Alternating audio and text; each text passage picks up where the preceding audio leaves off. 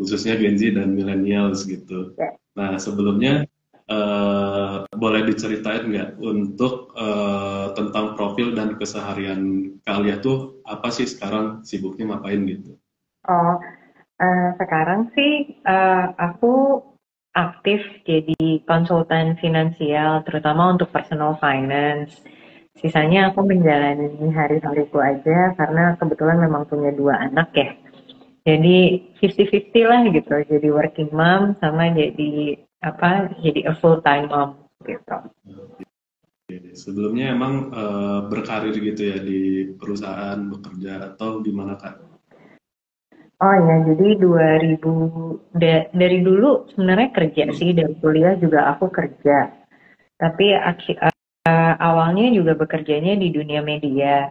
Terus baru pindah ke dunia keuangan di 2010 ke bank, terus ke insurance, akhirnya resign di tahun 2017. Dan akhirnya jadi financial educator sejak 2021. Oke, berarti terkait masuk ke finansial ini kapan nggak masuk di 2000 berapa? Finance, eh, kan di bank dari 2010 Hmm. jadi karyawan, tapi mulai jadi eh, pengusaha ya, itu mungkin di 2021. Oh, oke, siap siap. Oke, teman-teman jangan lupa follow Trade Vice Trader dan IG Kak Alia ya, Alia titik Natasha seperti itu. Oke, sebelum memulai mungkin langsung aja ya Kak, bagaimana sih strategi mengelola keuangan dan membangun karir yang sukses di era digital ini gitu untuk para Gen Z dan millennials gitu. Oke. Mungkin tergantung ya kamu pengen memulai karir seperti apa gitu. Kalau aku sangat merasa bersyukur justru bisa berkarir sebagai karyawan. Karena banyak banget ilmu yang bisa didapat dari misalnya orang-orang di sekitar, bekas bos-bos aku gitu, yang bisa menjadi bekal untuk memulai karir kamu sebagai entrepreneur ataupun solopreneur. Bahkan dengan jalur jadi karyawan itu menurut aku sangat membantu untuk membuka network dan profesionalitas. Jadi kita ngerti banget tuh apa yang sebenarnya misalnya klien inginkan, bagaimana cara kita bersikap profesional, karena settingannya ada gitu. Akan sangat berbeda kalau misalnya harus men-set semuanya sendiri. Jadi menurut aku sih itu bekal yang bisa dipakai banget. Dan menurut aku juga perusahaan tempat kamu bekerja itu akan menentukan level dari profesionalitas kamu, integritas kamu, dan juga work skill ya, gitu yang dibutuhkan gitu. Jadi Oke. ya, jadi menurut aku mungkin 1-2 tahun pertama gitu. Ada baiknya juga nih kerja sama orang, kecuali memang cita-cita kamu pengen banget jadi entrepreneur gitu. Oke, menarik banget. Jadi teman-teman yang habis lulus kuliah mau ngapain gitu, itu better teman-teman masuk dulu ya, masuk ke perusahaan besar gitu, karena banyak pengalaman gitu. Teman-teman bisa bersosialisasi, terus bisa mengambil ilmu juga yang udah mungkin udah 5 tahun, 10 tahun, udah pengalaman yang banyak gitu kan. Jadi Ya, teman-teman bisa ambil pelajarannya baru mungkin teman-teman kalau misalkan mau jadi entrepreneur gitu atau investor gitu. Nah, teman-teman bisa nyambi gitu antara bekerja terus pulangnya mungkin belajar gitu ya tentang bisnis ini atau lebih kayak investasi. sekolah lah, anggap aja. Cuma kan enaknya kalau kerja kan kita belajar sambil dibayar ya gitu. Cuma Ya, di satu sisi kan memang banyak yang mengglorifikasi kayak, kalau jadi karyawan kapan kayanya gitu. Bisa kok bisa kaya, cuma mungkin strateginya beda gitu. ya setuju banget. Jadi emang mungkin goalsnya atau range waktunya berbeda gitu. Mungkin teman-teman sekarang bekerja dulu di perusahaan gitu kan. Ya, Jadi ke depannya kita nggak tahu gitu. Apakah nanti teman-teman secara networking atau punya teman yang di perusahaan lain atau punya bisnis lain itu kan bisa juga buat teman-teman bisa apa ya ambil ilmu dan networkingnya ya. gitu. Nah, sebelumnya teman-teman kalau misalkan ada pertanyaan boleh di komentar atau di box pertanyaan seperti itu. Mungkin selanjutnya untuk investasi awal gitu. Hmm. Apa sih langkah pertama? Apa sih langkah pertama untuk yang harus diambil oleh Gen Z dan millennials ini untuk memulai investasi, Kak, seperti itu? Yang pertama sih harus punya tabungan. Ya. Karena kalau nggak ada modalnya kita nggak bisa investasi. Yang kedua adalah product knowledge-nya. Karena banyak yang berinvestasi asal mulai aja, padahal seharusnya punya fundamental pengetahuan tentang produk dengan baik. Gimana sih cara produk ini bisa memberikan keuntungan, atau gimana sih cara produk ini kok bisa bikin aku rugi ya, gitu. Jika kamu masih takut dengan apapun yang membuat kamu rugi, carilah produk-produk investasi yang memang menghasilkan fixed income. Jadi imbal hasilnya ini memang fix gitu. Karena Ya. untuk punya long term journey di investasi yang dibutuhkan itu adalah confidence. Ya.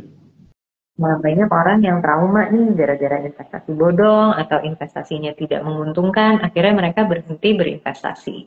Padahal product knowledge yang baik akan menjelaskan tentang season of investing. Jadi menurut aku investasi itu ada musim-musimnya. Kayak misalnya nih musim tahun ini menurut aku ada di emas gitu. Karena emas ternyata memberikan keuntungan yang sangat berkali-kali lipat, bisa 40% dari Januari sampai year to date Oktober gitu. Dan in every crisis biasanya memang emas itu membentuk harga tertingginya, all time high-nya tuh terus terbentuk. Dan mungkin kita melihat kemarin pas pandemi gitu, tiba-tiba saham-saham komoditas ataupun Bitcoin juga naik gitu. Tapi memang sekarang musimnya nggak semenarik itu. Jadi ketika kamu paham dunia investasi, kamu paham berbagai produk, mana yang memberikan keuntungan dan mana yang sebaiknya tidak dibeli, ini akan membentuk keyakinan kamu bahwa investasi adalah cara yang tepat untuk bisa membangun kekayaan dan pensiun lebih tenang. Ya, setuju banget sih. Jadi emang kita harus pede dengan ilmu yang kita miliki gitu. Karena banyak teman-teman nih, misalkan yang baru memulai gitu, pasti kan ada ruginya dulu gitu. Karena kan pengetahuannya emang secara pengetahuan juga mungkin masih belajar gitu. Secara jam terbangnya juga mungkin belum sesuai dengan compare sama orang-orang yang udah lama di dunia investasi gitu kan. Cuman kalau misalkan dilihat dari investasi yang low risk gitu kayak emas itu emang benar sih bisa potensinya udah lumayan gitu karena dari 2000 semenjak pandemi aja itu kan trennya naik ya sampai sekarang, apalagi sekarang ada apa perang kayak gitu kan, jadi safe haven lah untuk gold itu, seperti itu ya Kak. Ya, benar banget. Dan emas ini menjadi salah satu investasi yang sangat menarik karena adanya negara-negara yang melakukan strategi dedolarisasi alias de-dollarization, jadi mengurangi ketergantungan terhadap US dollar. Negara-negara seperti Brazil, Rusia, India, China ini sangat mengurangi ketergantungan terhadap US dollar. Tapi mereka melihat kalau emas ini ternyata cukup stabil ya untuk melindungi nilai mata uang itu sendiri gitu. Termasuk untuk negara-negara yang memiliki high debt alias hutang-hutang tinggi, sedangkan currency-nya lagi turun. Jadi ternyata dengan memiliki, jadi kita melihat di 2020, sejak 2022 memang ada banyak negara-negara yang mulai melakukan beli emas secara borongan. Karena smart money itu punya kemampuan untuk menggerakkan pasar, nggak cuma pasar saham, tapi ternyata pasar emas pun juga menunjukkan kesempatan untuk kita sebagai personal investor, retail investor juga menikmati itu. Ya, betul, setuju banget ya. Jadi emang benar-benar kita kalau harus memulai investasi di low risk dulu gitu, kita harus tahu produknya apa, terus ilmunya juga seperti apa gitu harus dipelajari. Nah, next mungkin seberapa penting sih pendidikan keuangan bagi Gen Z dan milenial ini untuk mengambil keputusan dalam berinvestasi, Kak, seperti itu? Oke. Amazingly, jumlah investor pasar modal Gen Z itu 55% lebih dari jumlah total investor yang ada di Indonesia. Jadi menurut aku memang Gen Z ini ya, terutama udah sangat teredukasi dan sangat open untuk berinvestasi gitu. Karena mungkin mereka-mereka ini juga mengalami berbagai macam krisis ya, bisa dibilang krisis keuangan, juga kesulitan-kesulitan di masa ekonomi yang kita hadapin. Dan mereka memiliki risk yang cukup tinggi untuk open opportunity berinvestasi. Gitu. Karena memang kebanyakan yang saya tahu bedanya behavior antara Gen Z dan Gen milenial itu adalah di pemilihan produknya.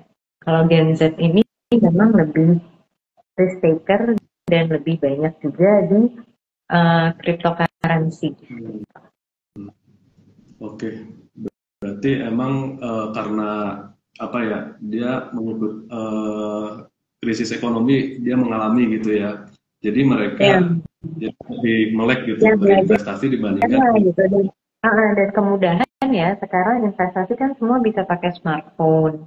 Dan harga smartphone juga semakin terjangkau sebenarnya dalam 10 tahun terakhir. Jadi membuka pintu akselerasi untuk pemerataan digital financial literacy. Apalagi buka rekening saham, buka rekening reksadana, atau buka rekening kripto pun cukup dengan 100.000 aja sebenarnya udah bisa tuh memulai perjalanan investasi. ya. Setuju banget. Jadi emang benar-benar Gen Z ini lebih melek lah untuk berinvestasi. Cuman Gen Z ini kelemahannya high risk ya gitu ya. Jadi benar-benar mereka pengen banyak nih Gen Z atau milenial gitu yang pengen instan gitu kan. Pengen cepet kaya. Wah dia kompet sama look up sama influencer atau apa gitu kan. Melihat portofolio gede, collecting gitu kan. Menurut aku high risk tuh nggak apa-apa ya gitu. Mereka memang memiliki toleransi risiko. Cuma itu tadi yang sudah di-mention juga, mereka nih orang-orang kebanyakan juga terinfluence dengan pengen kaya cepat gitu. Getting rich quick tuh kayak jadi harus gitu. Padahal untuk menjadi kaya itu membutuhkan waktu yang cukup ya. Gitu. Dan nggak semua orang bisa kayak instan. Mungkin ada nih 1, 2, 3, 4, 5 gitu. Tapi 5 orang dari jumlah Gen Z puluhan juta yang ada di Indonesia itu menurut aku bukan suatu hal yang bisa direpresentasikan aja gitu. Setuju banget. Jadi emang persentasenya lebih kecil ya dibandingin mereka jadi cepat kaya gitu secara instan gitu. Ya. Terus nextnya mungkin bagaimana sih cara Gen Z ini untuk mendiversifikasi portofolio investasi mereka gitu. Cara mengelolanya seperti apa sih Kak? Kalau aku sih sebenarnya nggak tergantung umur ya gitu. Caranya adalah seberapa yakin kamu dengan produk investasi pilihan kamu. Yang kedua, set rules. Rules-nya ini apa gitu. Rules-nya adalah ketika sudah profit, berapa profit yang cukup. Karena kebanyakan mau Gen Z kayak mau milenial suka lupa tuh mengamankan profit. Dan yang ketiga, batas loss-nya ada di berapa.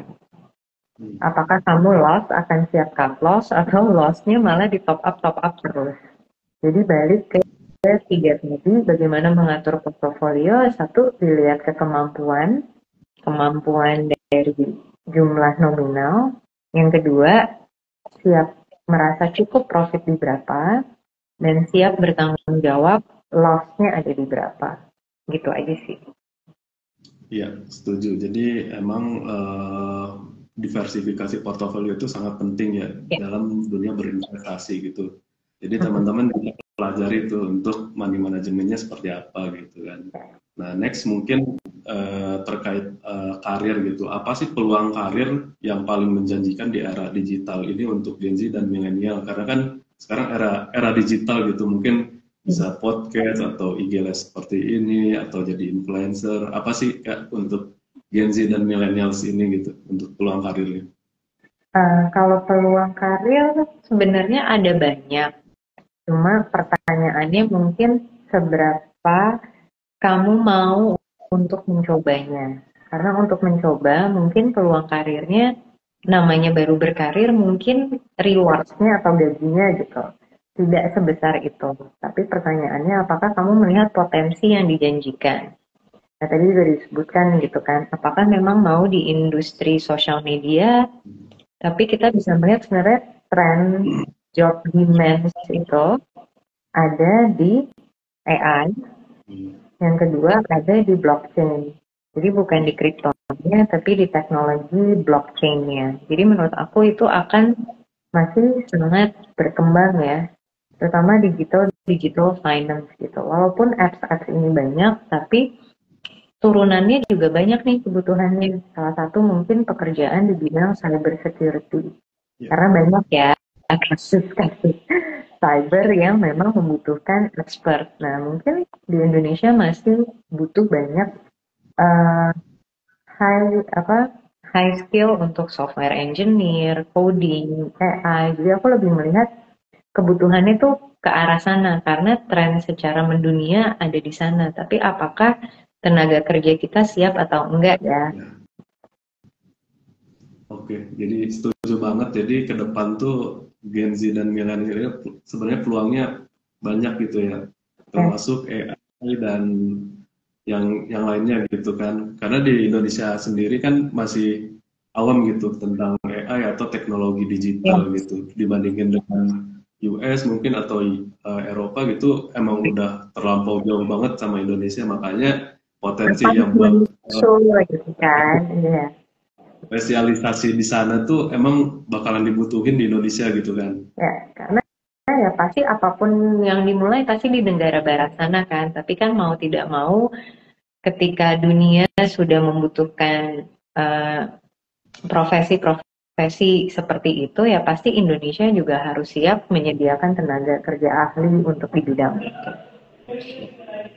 Banget. Jadi teman-teman bisa ngelihat nih, oh role-nya ke depan ke arah mana sih, itu teman-teman bisa pelajari buat mengembangkan skill-nya, jangan cuma punya satu doang gitu. Bahkan 3 atau 5 skill itu kan ke depannya bisa terpakai gitu kan. Ya. Oke, selanjutnya mungkin bagaimana sih pentingnya membangun jaringan profesional dalam karir untuk Gen Z dan millennials ini, karena sekarang tuh kan Gen Z tuh lebih main sosmed, nggak kayak millennials dulu lah.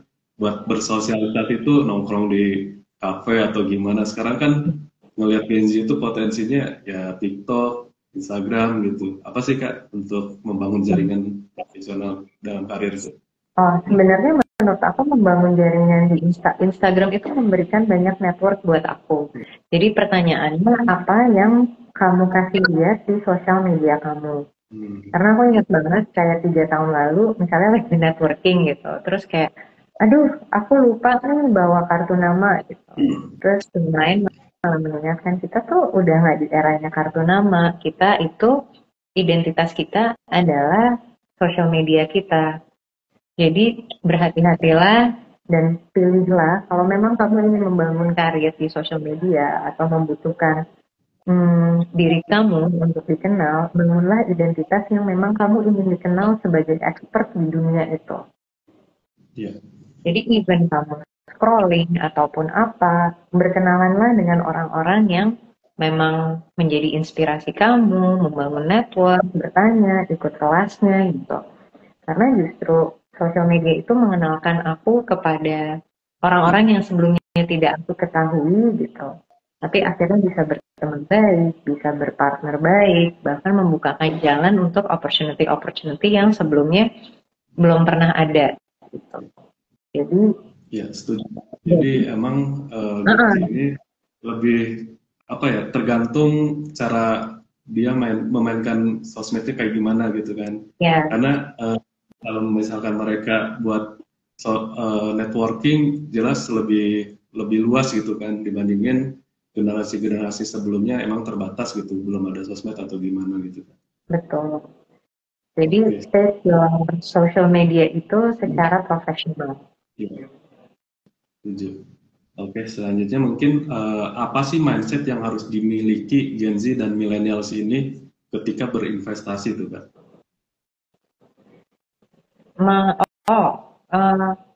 Mungkin lebih ke habit aja ya gitu. Yang pertama, do your own research. Yang kedua, disiplin aja dengan goals kamu berinvestasi. Apakah memang untuk long term? Apakah memang untuk trading, mau dijual atau di hold aja gitu. Ketika kamu clear dengan tujuan kamu udah nggak takut kapan harus keep, kapan harus jual, kapan harus buy gitu. So make a plan dan stick kepada plan yang memang menjadi investment plan buat kamu. Ya, setuju banget. Jadi teman-teman bisa mulai apa ya, mindsetnya bisa dirubah dulu gitu, bisa belajar atau teman-teman bisa pelajari gitu. Oke, selanjutnya mungkin apa saja sih resiko umum yang sering dihadapi oleh investor pemula gitu, dan bagaimana cara menghadapinya untuk Gen Z dan milenial mungkin kalau baru terjun ke dunia berinvestasi gitu kan. Sebenarnya kalau investor pemula tuh banyak takut salahnya. Tapi saking takut salahnya malah dengerin omongan orang lain yang belum tentu cocok gitu. Jadi kadang suka nggak pede aja. Padahal mungkin analisanya udah bagus. Tapi ketika mengeksekusinya malah nggak sesuai rencana. Tapi rencana orang lain. Makanya aku selalu bilang kalau mau berinvestasi, bangun PD-nya dulu deh. Cara bangun PD-nya adalah dengan punya product knowledge yang sangat baik. Ya, setuju banget. Jadi ketika kita udah pede dengan produk knowledge kita udah lumayan banyak, ilmunya udah banyak, itu pasti returnnya juga mengikuti gitu kan. Betul. Ya, oke. Selanjutnya mungkin bagaimana sih Gen Z dan millennials ini bisa mencapai keseimbangan antara karir, investasi, dan kehidupan pribadinya gitu kan? Karena mungkin mereka lebih fokus ke karir, atau mereka nggak bisa dalam kehidupan pribadinya, nggak bisa bersosialisasi gitu. Apa sih bisa menyeimbangkan?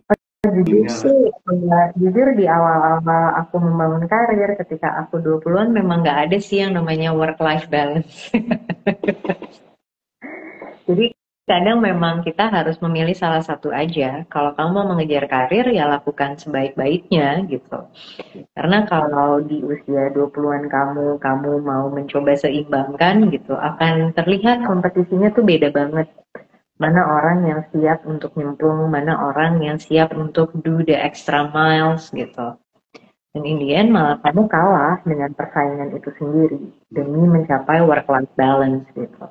Padahal starting point kamu di usia 20-an akan sangat menentukan kamu bisa naik ke mana dan finish line-nya akan berada di mana. Jadi menurut aku, kalau aku bisa ngulang 20-anku sih akan aku ambisiin seambi-ambinya ya gitu. Betul, setuju banget. Jadi emang kalau buat Gen Z atau milenial yang baru bekerja gitu, setahun atau 2 tahun, emang nggak ada pilihan gitu, nggak ada work-life balance. Karena mereka bisa fokus di satu bidang dulu gitu. Karena buat cari pengalaman dulu mungkin ya, secara karir, atau membangun ilmunya dulu lah, buat nanti kedepannya bisa punya banyak ilmu dan networking gitu Kak. Dan jujur kita tuh gampang banget digantiin. Ya. Jadi ya nggak usah baperan gitu kalau memang ternyata di luar sana ada yang siap menggantikan kamu, ada yang lebih hebat dari kamu gitu. Iya, cuman kalau Gen Z ini kayaknya kebanyakan dia pindah-pindah tempat, nggak nyampe 1 tahun udah pindah gitu. Itu menurut kakak gimana tuh? Atau mereka emang nggak bisa nih habitsnya? Karena kan mereka terbiasa dengan pandemi, dulu kan udah WFA gitu, work from anywhere, WFH gitu. Ketika sekarang udah WFO full gitu kan, mereka udah, wah apa ini bekerja di kantor gitu. Nah menurut kakak gimana tuh pandangannya? Sebenarnya kalau aku sendiri dulu aku juga pindah-pindah sih, cuma aku memang melakukannya secara milih banget. Dan aku juga pindah sebelum 3 tahun. Jadi memang justru selama aku bekerja, aku mencoba, nih gue bisa belajar apa aja ya di tempat ini, itu satu. Yang kedua, bisa kenal sama siapa aja ya gitu. Dan apa yang bisa aku dapat dari kerjaan ini gitu. Dan jujur, justru kerjaan-kerjaan berikutnya udah nggak apply lagi gitu. Malah dibawa bosnya, karena best job itu biasanya datang dari jalur-jalur orang dalam gitu, bukan yang biasanya ada di LinkedIn. Ada di LinkedIn, tapi mungkin rekomendasi dari orang yang tahu cara kamu bekerja, reputasi project yang udah kamu deliver, itu jauh lebih ampuh gitu. Jadi make yourself worth it di tempat kerja gitu. Oke, kalau misalnya mau pindah 1 tahun, kira-kira perusahaan tempat selanjutnya lebih baik atau enggak ya gitu. Atau makanya kamu harus tahu apa yang kamu mau kejar gitu. Mau kejar posisinya, mau kejar gajinya, atau mau kejar, oh kalau gue pindah ke sana nih, terakhir di tempat aku pindah, karena aku pengen kerja sama bosnya si ini gitu. Gitu. Oke, iya betul sekali, setuju banget. Jadi emang kita pindah-pindah juga nggak apa-apa asalkan kita punya proyeksi ke depannya gitu Ya, untuk ada tumbuh strateginya lah. tinggi lagi gitu kan ya. Ya, oke, setuju banget. Jadi oke teman-teman, mungkin sudah hampir jam 8 juga. Banyak banget ilmu yang mungkin teman-teman Gen Z atau millennials yang mau berinvestasi atau mau membangun karir dulu itu emang harus all in dulu lah istilahnya di salah satu bidang itu ya. Karena kedepannya kita nggak tahu juga apakah nanti teman-teman bisa punya networking yang lebih luas. Kalau misalkan skillnya udah bagus juga nanti bos-bosnya yang sebelumnya itu bisa bawa teman-teman gitu Ya, buat bekerja di benar banget. perusahaan. Iya. Oke, mungkin di sini hampir jam 8 juga. Mungkin satu lagi ada kuis, misalkan ada motor atau mobil, pilih salah satu kayak. Oke. Oh, ini Oke. sudah. Ya, disuruh pilih Kak, motor atau mobil, misalkan motor gitu. Oh, oke, Oke. oke. Motor. Oke, dimulai. Yang pertama, investor atau entrepreneur, Kak? Investor. Entrepreneur tuh capek.